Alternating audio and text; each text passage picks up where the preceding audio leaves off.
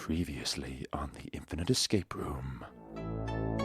What is it with you and sheep, Alan? Hello, fellow Munters. No. You were not drinking for the working week, and you didn't get to Tuesday. No. Can we pick up a sheep? Not like that.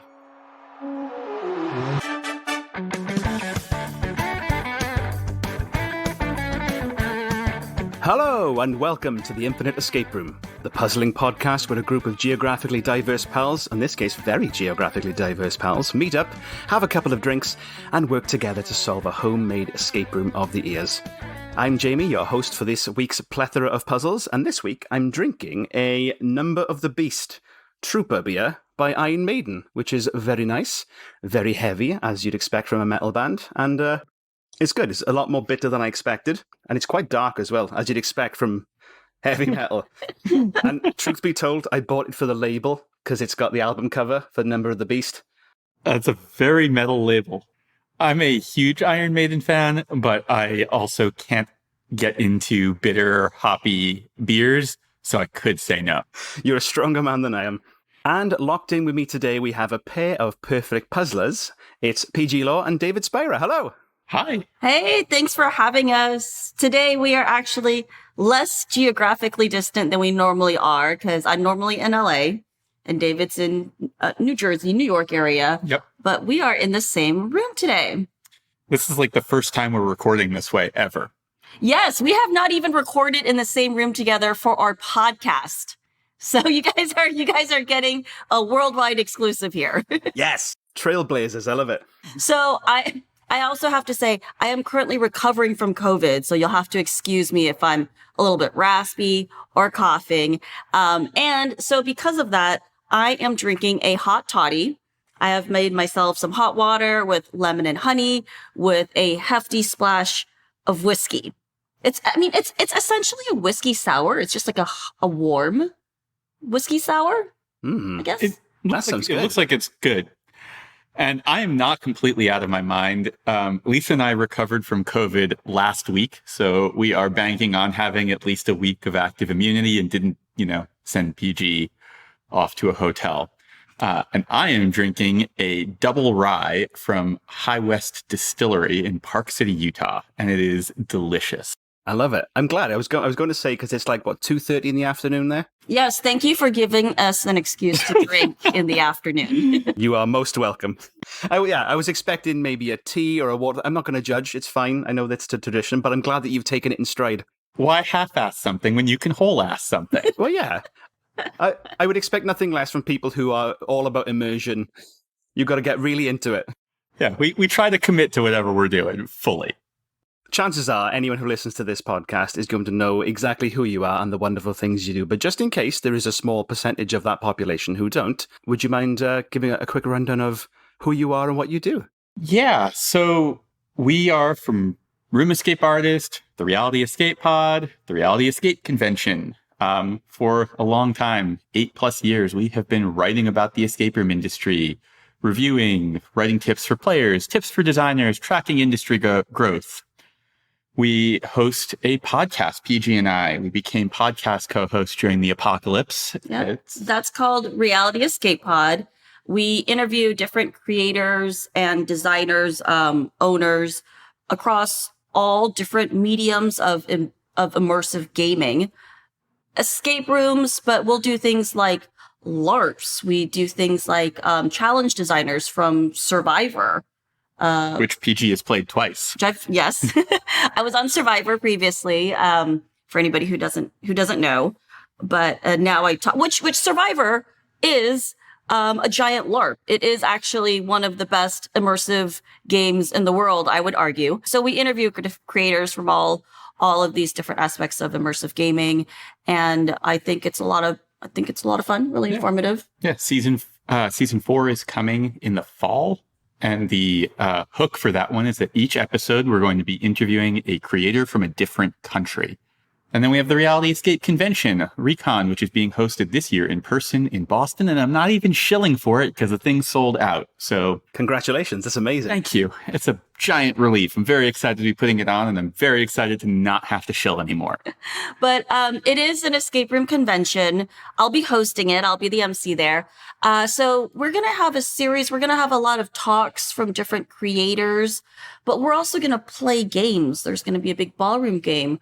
We're going to be all playing an escape room. Yeah, everyone gets an escape room booked into their schedule, and then we're bussing people out to 2 different venues, Bodeborg and Level 99, which are sort of like giant escape room amusement parks. We'll get talks from those creators after we play out there as well. Yeah, so it should be a good time. That sounds incredible. So with Recon, so once the pandemic hit, you transitioned that entire thing from an in-person event to a digital-only event, and now that you're going back to an in-person event, how's that transition to digital and back been for you? It's been exciting and challenging. My background is in user experience design. And so I always think about like how you design for a medium. And so the way you design for a virtual event is really different from the way that you design for a physical event, which is why we're not doing a hybrid event. Because I feel like whenever I've gone to hybrid events, if you're there, you feel like you're trapped in a Zoom call while stuff is happening, being kind of like beamed into you. And then if you're not at the event physically, you sit there feeling like you're like watching something amazing happening. And as soon as the camera goes off, you're missing out on all the good stuff. You probably are. So yeah, we've just changed a lot of the way we've structured it to try and optimize around what's really fun in person. And so that's why we've got so many games and so many socializing opportunities. And, that's really, we're just trying to think about how we design for the medium we have. Yeah, I can imagine the hybrid thing. Now you've mentioned it. If you're just sitting in your house in your PJs watching other people having fun at a escape room convention, that's like a really bad peep show, and I wouldn't want any part of that.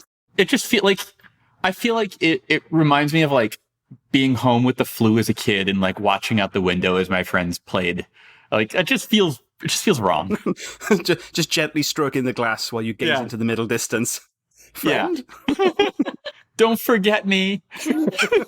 And I know we're only 7 months into the year, but what's been so far your favorite either escape room or puzzle experience that you've played in 2022? Oh gosh. We were in New Mexico, Albuquerque, New Mexico, which turns out to be a wonderful escape room destination. And they have a game there called Blackwell Manor, which is a horror experience that I really, really loved. That's my favorite right now. If you ask me this question again in 5 minutes, I'd give you a different answer. Recency bias. Me too, though. I literally just got back from a trip to Amsterdam, Hamburg, Berlin, where I just played I think we must have played 25 escape rooms. And got COVID. But on the tail end, on the way back. A free gift. Yes. Exactly. The gift that keeps on giving. Yeah. It's the European COVID as well. Exactly. Tell her what she's won. So, of course, I played everybody's favorite game, The Dome, which, is super highly rated. That was really fun. I liked it. But actually not my favorite, I think, of the game. Of the trip. I loved Molly's game, which is a relatively new game. I think it's only about 2 years old. But they've got some fantastic, incredible set reveals. Even the way they've structured the pregame, I really love. I'm trying not to say too much because David hasn't played it yet. Yeah, don't ruin this for me. And I'm just gonna leave it at that. But I really, really loved what they did. And then I know you said one, but now I'm naming three. My last favorite thing I did was Stay in the Dark, which is this incredibly terrifying horror experience by Dark Park. And I would say that is more of an immersive experience and kind of less escape room-y. There's some puzzle elements, but really I feel like they've kept it quite simple, since when you're absolutely just Scared out of your mind. petrified. Yeah. Like you can't really think straight. You're being chased through a giant abandoned 4-story, chemical like factory. And in the end, someone becomes the Joker. Yeah, exactly. I don't know. I haven't actually played it. I'm not And then you spoiling chase it. them back.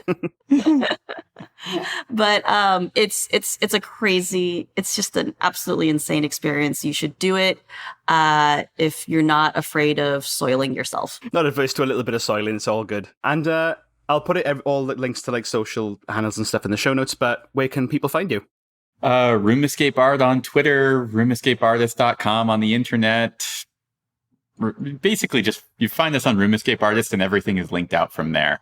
Yeah, I'm at PG everywhere. At PEIHGEE, Twitter, Instagram, all of that. Sweet. Yeah, I'll put those in the show notes for everyone to click and say hello and subscribe to Reality Escape Pod because it is awesome. Thank you. Thank you, and listen to the podcast. We need and leave us reviews. We need it.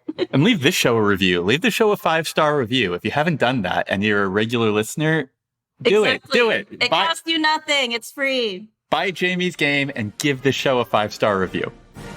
Before we begin, I'd like to give a huge thank you to our Patreons for supporting us and all the weird stuff that we do. You are the wind beneath our wings, the candle in the window on a cold, dark winter's night, the last bit of toilet paper in the toilet. I don't know where I'm going with that, but we love you. This week, I want to give a special shout out to 3 of our wonderful Patreons. That's Jade Shaw, Tonya Beta Halverson, and Maggie B. Thanks very much to all 3 of you, and to every Patreon for keeping us off the streets and on the air. So, what is the Infinite Escape Room? Well, it's much like the escape rooms you're used to seeing out in the real world, or meat space, as some people like to call it, but this one stretches across all known themes, dimensions, and multiverses. No IP is too precious. There is no rabbit hole we will not go down. And because it's infinite, there is no end to it. Every room in the Infinite Escape Room links wonderfully into the next in one big, never-ending escape experience adventure.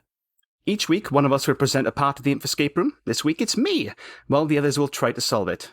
If they don't escape within the allotted time, then very unpleasant things might happen to them. And if they break anything they're not supposed to, they will lose their deposit. Which this week, let's say that your deposit will be every timekeeping device in Boston during the month of August. You're a monster. So be careful. Usually it's something like, oh, it's such and such's microphone. Oh, it's your slippers. But no, let's go hard. I'll be stuck on stage in an endless time loop. That's actually, you know what? Actually, that sounds all right. I don't mind a bit of microphone time. So Recon will just become open mic night for 2 days with PG on stage. Don't threaten PG with a good time. Exactly.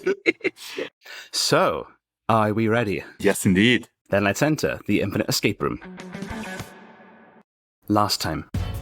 After escaping from John's miniature wonderland in a plastic rocket, you find yourselves crash-landed back in meat space. Your bodies returned from plastic to flesh and bone. The smoking wreckage of your rocket has obliterated a tire swing, and you appear to be in the middle of a not-too-large pond.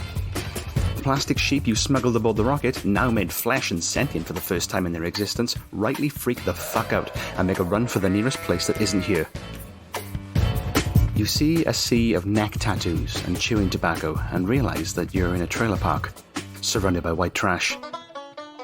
Now you know full well how this neck of the woods treats strange people that fly in from alien spacecraft, so before they can say Ricky LaFleur, you make a beeline for the nearest open trailer. You wrench the door shut and it locks closed.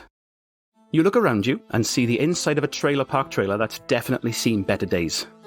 There's debris almost everywhere. Broken bits of board are strewn about the place. There's a definite funk of hidden cheese that permeates everything. And looking around the trailer, you've got the door where you just came in behind you. To your left is the sleeping area, and to the right is the living area that then leads into the kitchen. And of course, there's the ceiling that contains a huge gaping portal. Thick black tendrils spill out of the entrance and snake across the ceiling of the trailer. And it appears to be growing. And based on your expert knowledge of portal dynamics, you reckon you've got about 30 minutes before the portal spreads and consumes the whole trailer with you inside it. Your time starts now. What would you like to do? Well, I want to take a look at that portal. Certainly. I want to poke it. Ooh, okay. So you look up into the ceiling and you see the portal, and then what you see is a bird's eye view of the broken and dilapidated sleeping area that you are just in. You can't reach it, it's a bit high. Can we throw something into it? Can I pick up some of the debris on the ground and throw something into the portal? Yeah, you pick up a broken plank of wood and you go to throw it into the portal, but it doesn't go through. It just bounces off. I was imagining it flying around and bonking you in the head. Okay, I want to take a look at the bed. So amongst the debris of broken and rotting furniture, you can see the sleeping area has one of those pull-down Murphy beds that are currently pulled down, as well as a ladder that's propped up against the corner and a safe that's been bolted to the floor. Okay, that ladder is propped up and it can be moved? It can indeed. Can we move the mattress and the ladder underneath the portal and put the ladder up to the portal? Yep, so you drag the dirty mattress, and it stinks of cheese, under the portal, and you prop up the ladder against some debris, and you're able to climb up. Have we found any bonus bed cheese? There is no bonus bed cheese yet, but you remain hopeful. Okay, I'm very excited about bonus bed cheese. What the hell is bed cheese? You don't know? Like, is this a white thing? You've never had a midnight snack of some cheese and you fall asleep and it rolls down the back of the bed? PG, you've not yet lived. You spent 40 years in America and you think you know. I mean, we have cheese that comes out of a squeeze tube, so I don't, like, nothing surprises me about Americans and cheese. We're on the clock here. Okay, yes. Oh, sorry, yes, we're down to 20 minutes now, probably. Okay, we have climbed the ladder, and are we able to go through the portal? So you slowly push your hand through the portal, and as you do, you feel yourself being pulled through it, as though gravity is starting to flip once you go through that portal. Okay. Do we go through? Before we do that, I want to just take a look around the room and make sure we know what we're, we know we have a safe. Mm-hmm. Can we check out the kitchen? Yes. The little kitchen area is barely big enough to have all the essentials. There's a slightly open fridge full of thoroughly rotten food, a few kitchen cupboards, a sink, and a dining table. And sat at the dining table is a skeleton holding a cassette tape. Oh, we're taking that cassette tape. So you prise the cassette out of the skeleton's hand, and you can see that something was once written on that cassette, but time has completely faded the writing away. Okay. Gonna just hang on to that. I feel like something good is gonna play out of it. It's in your pocket. All right. Is there anything else of note for us to take a look at? Do we need to go through the cupboards? So you pull up in the kitchen cupboards. There's some plates, some mugs. There's nothing but what you surmise is just set dressing. Okay. I'm taking a mug. You have a mug. It's got the word bitchin' written on it. Bitchin'. Okay, awesome. Should we go back to the living room? Yeah. And see if, let's look for like a cassette player. Yeah, anything else laying around there? So there's a fair amount of broken wood and rotting books to climb over to get to the living area. When you do, you see that it consists of a small armchair, and there's a tape deck on a shelf. There's also a little hollow in the wall, in which sits a damaged and rotting Elmo doll. Oh, I'm going to grab that Elmo doll, and then I think we're going to go pop that cassette in. Sure. Yes, you do grab the Elmo doll. It's rotted, and he's definitely seen better days. His fur's half gone, one of his eyes is missing, and he's got like the sort of press to tummy to talk thing you can see because all the wiring's a little bit exposed. I pressed the tummy to make it talk. Certainly. So you press the tummy, and a garbled, almost robotic Terminator voice calls out, Begins reset. Really good. And then you've a place safe and Okay, well, that's terrifying. I think it's talking about the safe, but I don't know. We're going to put a pin in that. I'm so bad at these. I'm one of those people that, like, I never know what lyrics are saying in songs. I'm half deaf. You do get the feeling that that the message, whatever it said, is incomplete. That is the feeling I have. It's not just a bad track that I've sent you. Okay. All right, so let's go and pop the cassette tape into the tape deck and hear what magic comes out of this. Well, as you go to open up the case for the cassette, you realize that there's no cassette in there. And when you open up the tape deck, there was a cassette in the tape deck, but it's just reams and reams of the thready tapes, ribbon stuff. It looks like it's been in there for quite some time and has degraded a lot. That's depressing. Well, okay, but can we just clear it out? I mean, we have a cassette tape. No, we have a cassette tape case. Yes, it is empty. Oh, the case. Oh, okay, Yeah. just the case. I see. All right. I think we're going up that ladder and into the mysterious and ominous portal. Superb. Are you both going in? No, PG's going. I will go. Yeah, so luckily it's not D&D. I'm not going to make you roll for like Constitution saving throws or anything like that. Oh, well, David would lose anyway if it was a constitution. Although I guess technically I'm the sick one today. So. That's rich coming from you today. So, Peih-Gee, as you put your hand through the portal and you push the rest of you in, you do feel yourself being pulled through it as though gravity's being flipped.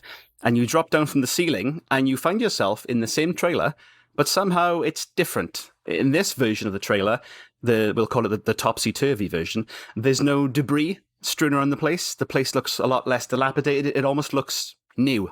Oh, okay. Can I is David in there? He's not. I take it I can't see him. Can I see him through the portal? I'm Yeah, waving. you can push your head through the portal, and you can see David, and then you go back through.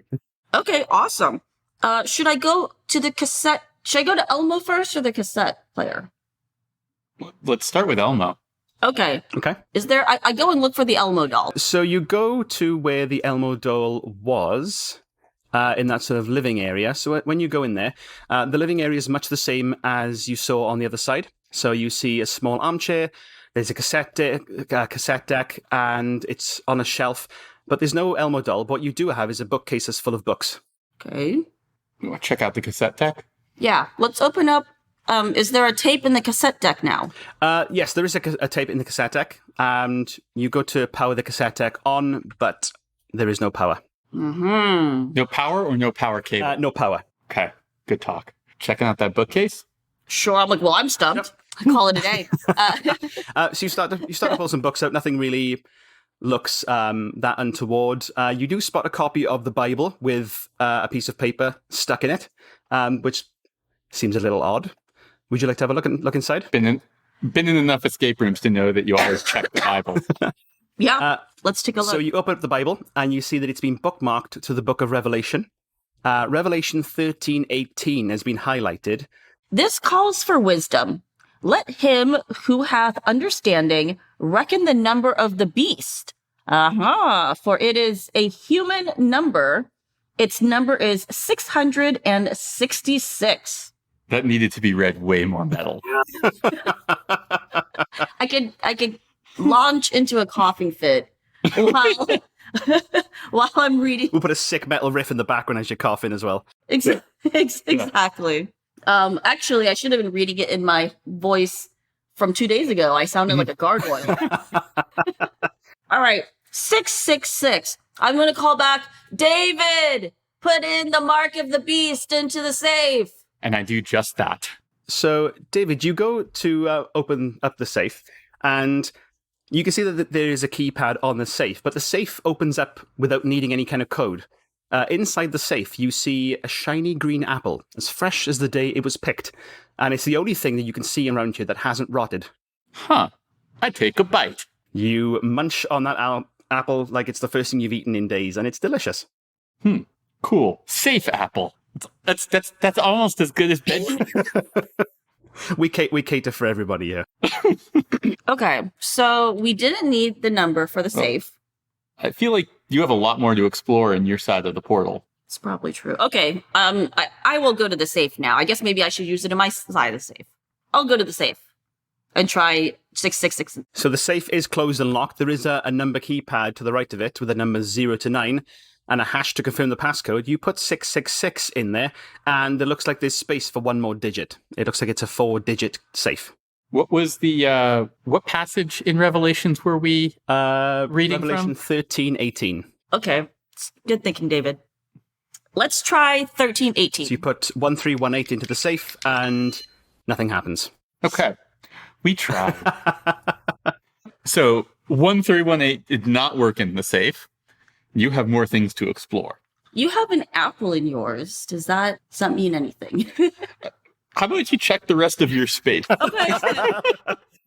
Let me go examine the sleeping area. So aside from the lack of debris in your sleeping area, there's little about this that's different. You can see that the pull-down bed that was on the other side has been pulled up in your version and tucked away to look like a cupboard. The ladder and the safe are in the same positions, and there's a poster of the Goonies in a glass frame on the wall. Okay. people living here had good taste. Should we go in the living room? Pull down the bed. Okay. We'll Yeah, pull you down pull down the bed. The sheets are clean. They are fresh. There is no smell of bed cheese in this area. No cheese to be seen. Okay. Now, in the living room, you said there was the bookshelf, which we have explored. Is there anything else in the living room? You've got the small armchair, the cassette deck, the bookcase of books. Have you taken the books all off, or you've just taken the Bible off? We've only taken the Bible off so far, but I'll go ahead and rummage through all the rest of the books. So you start pulling books off the bookshelf, left, right, and center, and you do spot that there is behind the bookcase another Elmo doll, but this one is in its packaging. It looks brand new. Aha! All right, I'm gonna squeeze it. Sure. So this doll has both of its eyes. All the fur is still there. It looks very cute and cheerful. You press his little tummy, and you get this. The beast just have the love, the one you and them found to keep them sound. Okay. Okay, So it's I need to alternating play words. both of these at the same time. You somehow. can Well, it's just you can bring the Elmo dolls closer together rather than trying to figure it out on your own. Oh, okay. I toss my rotting, terrible Elmo doll at PG and hit him in the head with it. me. I'm the one that can't make heads or tails of lyrics, but okay. All right, should we? The Elmo dolls bounce off the portals. You can't send them through, but you can sort of hold them close together, almost like two cans in a string. Okay, so Wonder Elmos activate. Perfect. So you press them both at the same time, and with both messages playing simultaneously, you get this. The beast begins this heavy set. The lovelier the one you get. Add them on, then you've found a place to keep them safe and sound. Something about the number of the beast and adding them. There's something we have to add. I'll put the transcript in the chat as well for you. Thank you. I'm not that cool. Okay. Thank you. The beast begins this heavy set. Then every other one you get. Add them up, and then you've found a place to keep things safe and sound. Okay. So the beast begins this heavy set. So 666 is the starting number. Then every other one you get. So we're going to start with 666. We're going to add 1318 to it. And then I'm assuming we're going to get some other numbers, and we'll keep adding them, and then eventually we'll have a code for the safe. That's my current thinking. Oh, I see. Every other one you get, and then the one you think one means number. Every other number you get. That's what I think is That's going on. okay. Not like every other one. Okay. Yeah. I'm just following your train of thought here. Yep. Okay. Let's search some more in your better part of town. I'm trying to do some math here, David. 6, 7, 8. There's like a whole beautiful mind montage going on here. Oh, 1984. We've got 1984 so far. Let's just punch that in. That feels like a relevant number. That is incredible. Okay. You punch 1984 into the safe, and it does not open. But by God, I wish that I'd done that, because that would be so thematically appropriate. Let me just retcon this entire thing. Well, we'll call it a day. The safe opens. There is one area you've not yet inspected in your topsy-turvy area. Yep. Okay, let's go. Well, and I still need to play the cassette. Or fine, look at the cassette. Let's look at the cassette. Should we look at the cassette? Yeah. Let's go look at the cassette player and see if there is, in fact, an intact tape in there. Yeah, there's an intact tape in there. It doesn't have any writing on it, but there's no power to anything. Oh, there's no power. That's right. That's what it was. Okay. Well, let's go in the kitchen. Maybe we gotta flip a fuse in there. Yeah. So the kitchen area here is a hell of a lot cleaner than the other one. There's a fridge full of food. Again, kitchen cupboard, a sink, and a dining table. There's also a dead body slumped against the dining table. Oh, okay. Normal. Is he clutching a bitten apple? I'm thinking he's clutching a cassette. He's not clutching a bitten apple, but he is clutching a cassette, yes. Okay. I will grab the cassette. So the body looks freshly dead as far as you can tell, so thankfully it's easy to get the cassette off his hands because there's no rigor mortis there. He's wearing some kind of heavy metal band t-shirt and jeans. There appears to be no obvious cause of death. So you pick the cassette up. Again, it's just an empty case. You presume the actual tape is in the tape deck, which is what you've seen. Written on the case, it says totally bitchin' punk rock metal mix, and it has a total of 7 tracks written on the case, which I'll put into the chat for you. Okay. We have Black Flag, 6-pack, Iron Maiden, The Number of the Beast, Metallica, 1, Rush, 2112, Skid Row, 18 and Life, Stevie Nicks, Edge of 17, that one is very out of place, and Van Halen, 5150. And I do believe we are adding all of this up, and Number of the Beast is where we start, so we disregard the Black Flag song. That's what I'm thinking is going on here. Okay. Okay, so do we not need to add up this 1318 then? That's probably No, something else. that's- Okay. Can you read up the numbers to me? Okay. 666 plus 1 Okay. plus 2112 plus 18 plus 17 plus 5150. And I'm kind of sad that there isn't a song from Darlings of Chelsea after the last episode, or 2 episodes ago, which turns out is a middling punk band from Canada. Of course, how could we forget Darlings of Chelsea, who sell such fantastic refurbishments for your behind and your back. Darlings of Chelsea, that luxurious brand. And punk bands from Canada. Okay. So we have the number 7964. Punch that thing into the safe. I will try it in my safe. You try 7964 in the safe, and it does not work. You are on the right track, but not quite. Every other one. Okay, so that's what it's going. So we're starting with, it's the evens. Okay, so 666 plus 2112 plus 17. That's it? Yeah. 2795. Let's try that. You press 2795 into the safe, and it beeps melodically. You open up the safe door, Yay. and inside is a single fresh green apple. Do I have to eat it now? I mean, don't you want to? And for listeners, this the playlist with these tracks will be in the show notes as well, so you can rock your little heart out. Nice. See, and Eve gets blamed for eating the apple, when really she's the one tempted. I'm just thinking about the whiplash that people are going to get going from 18 in Life to Edge of 17. It was difficult to find era-appropriate tracks with numbers in them, and Edge of 17 is a great track, so it's going in. It's a fantastic track. It's just very different. It's going to be great. All right. I'm going to bite the apple, but under the caveat that all of the listeners note that David is the one who put me up to it. I'm allergic to apples. I only get to eat imaginary apples. We'll put it in the show notes that you were put up to this. All right, I'm gonna bite the apple. Yeah, you bite the apple. It's delicious and juicy and fresh. There's nothing untoward about it. Okay, so we've gotten into both safes. They both just had apples. Yeah. We need to close that portal. That's the only thing that seems to be left. Got no power for the cassettes. Can we check out that Goonies poster? Sure. So, PG, when you go over to the Goonies poster, it's a wonderful original 1986 poster from the masterpiece, The Goonies. It's behind a glass frame. I'd break it and use the glass for something, but I'm really concerned about our security deposit because Have you jumped I need this timekeeping devices. Have you jumped into the portal? No, I can, but why? There's something going on with the mirror of these worlds that seems relevant. You have we just used the cassette tape. I suppose I could take the cassette tape from you and play it. Oh, I know. Can I take the cassette tape out of the player and put it into the safe?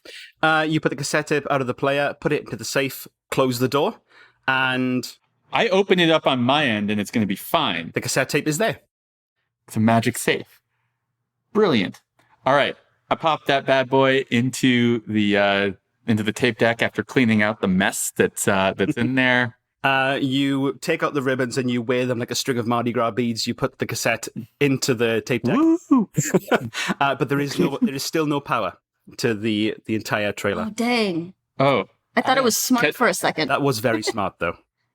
okay. But we can now pass things back and forth.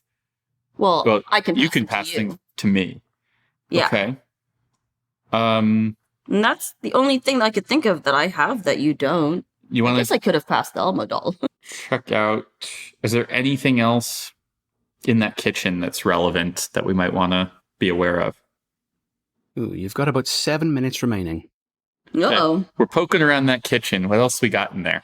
There's nothing else when you look around it that particularly stands out, unless you want to raid a fridge full of rotten food to try and find some bed cheese, but it looks like you've explored everything there is to explore. If you would like a general steer, I would gaze your attention toward the sleeping area again.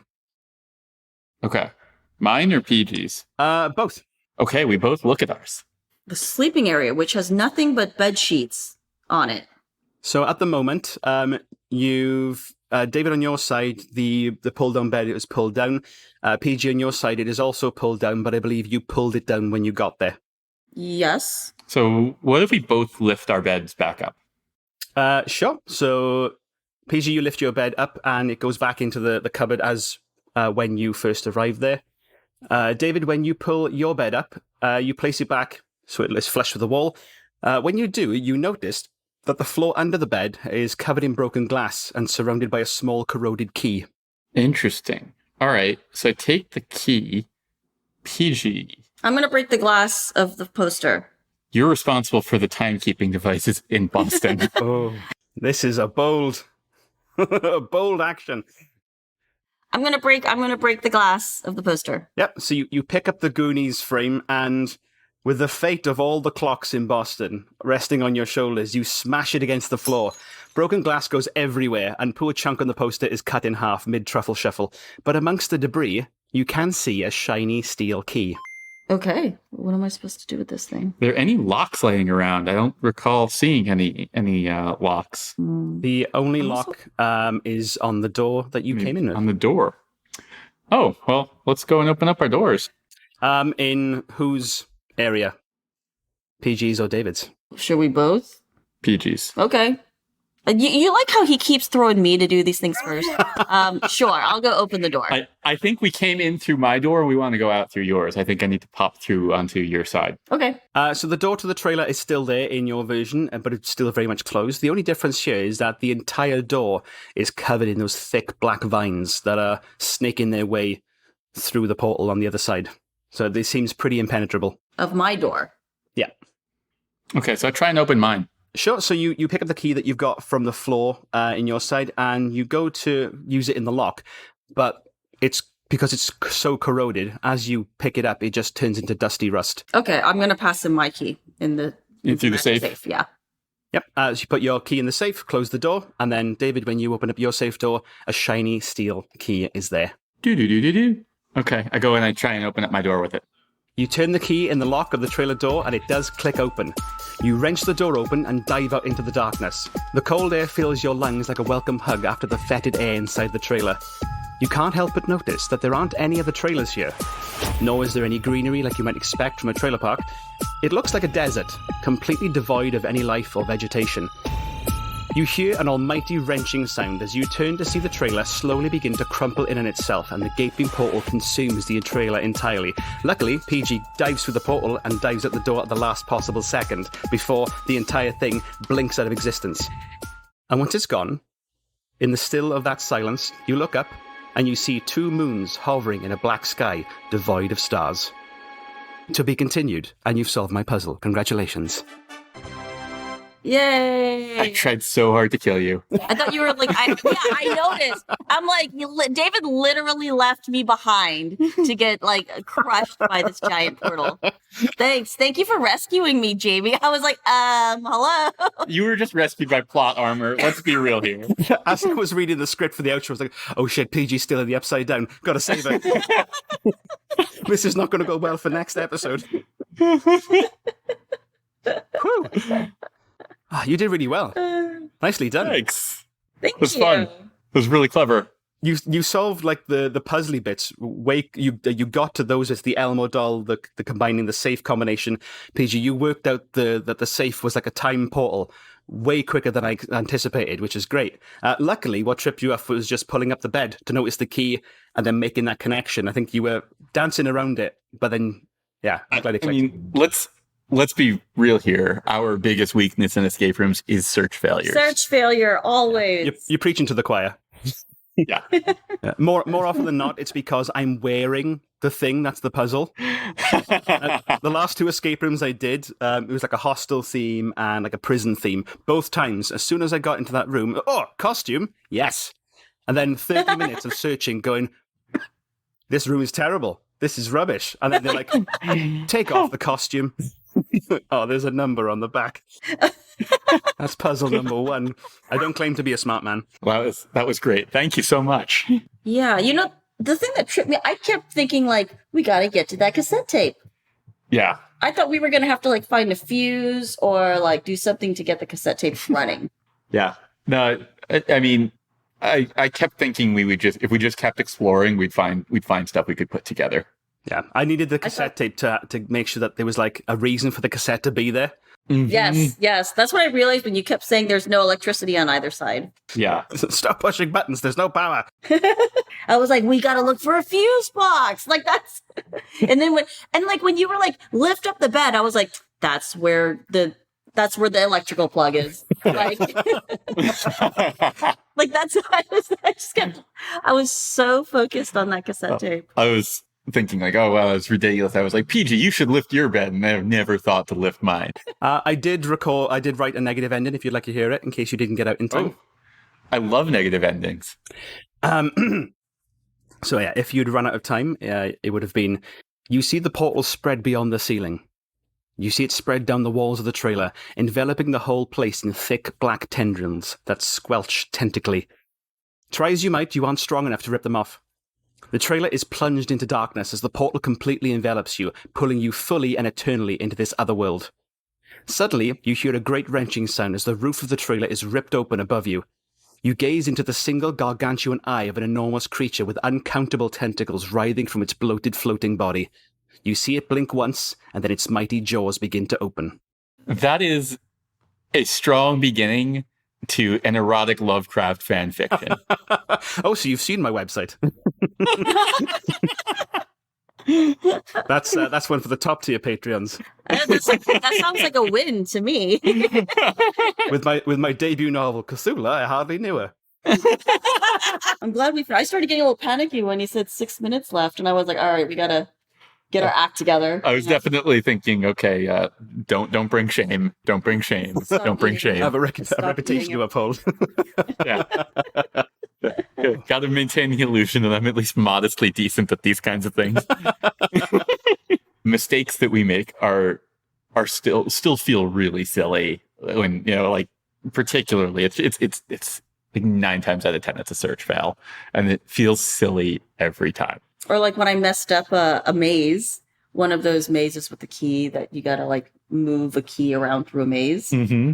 And I just I took off without waiting for my teammate to go backwards from the end, because I don't know why. And the game master, she was like, she would not stop harping on what a noob mistake it was. She was like, wow. She was like, such a noob mistake. Look at you, dummy. Look at how dumb that was, you dummy. She's like, I can't believe it. You guys spent like almost 10 minutes on that. She was so noob. And I'm like, you can stop saying that now. No, I really enjoyed how dumb you were in that moment. I think we should keep talking about how dumb you were. Did you know you were dumb? I can't believe it. You're a certified blue tick puzzler and you couldn't get this simple maze. Good Lord. Of course, because before we start, we're like, oh, we've got thousands of rooms between us. Of course they're gonna harp on the noob mistake. As you push on the pull door. Exactly. Thank you so very much for listening. You can subscribe to us on all your podcast or streaming services of choice, as well as on our website, www.theinfiniteescaperoom.com. You can also follow us and get in touch via Facebook and Twitter. Just search for The Infinite Escape Room on Facebook, and we're at tier_podcast on Twitter. Please send us DMs, send us saucy photos, send us inconsiderate and scathing remarks. We'll take it all. If you enjoyed the episode, and I really hope you did, I'd be very much obliged if you could leave us a review. It's a huge help in getting more people to find out about us. Or, if you'd like to throw a few coppers into our hat, then why not join our Patreon? Head on over to patreon.com/theinfiniteescaperoom, where you can listen to episodes a week early, get a shout out on the show, listen to the raw chaos in our unedited episodes, and get exclusive access to our Discord community. And David and Peih-Gee, one last plug. Would you like to say things you're working on, things you want to talk about? Where can people find you? Yeah, you can find us at RoomEscapeArtist.com. You can find PG on Twitter at PG. And we have Reality Escape Pod Season 4 coming in the fall. Should be coming out in October. And we are very excited to bring that to the internet. We love you lots, and we'll see you next week on the Infinite Escape Room. Bye-bye!